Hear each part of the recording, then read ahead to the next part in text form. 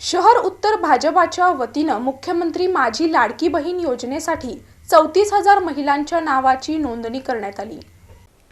महाराष्ट्र शासनानं जाहीर केलेल्या मुख्यमंत्री माझी लाडकी बहीण योजनेअंतर्गत शहर उत्तर भाजपाच्या वतीनं प्रभागनिहाय शिबिरांच्या माध्यमातून 34,500हून अधिक महिलांचे अर्ज भरून घेण्यात आले।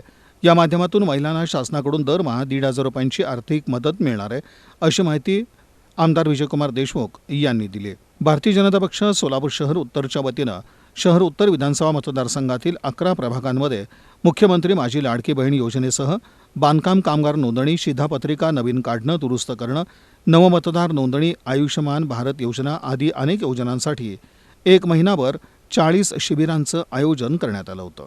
जेव्हा भारतीय जनता पार्टीचे आम्ही सर्व कार्यकर्ते या ठिकाणी शिबिर घेत असतो, मोठ्या प्रमाणात लोकांचा सहभाग होत आहे आणि आमचे एकच प्रयत्न असते, आमदार विजय देशमुख मालकांच्या नेतृत्वाखाली आम्ही प्रत्येक व्यक्तीपर्यंत शासनाचे लाभ पोचवावा।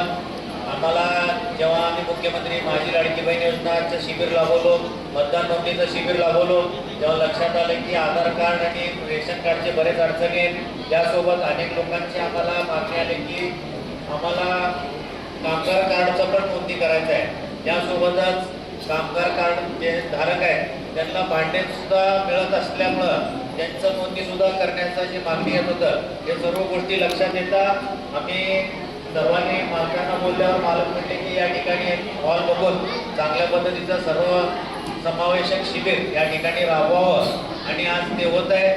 मी आशा करतो की सर्व नागरिक याचा पुरेपूर फायदा घेणार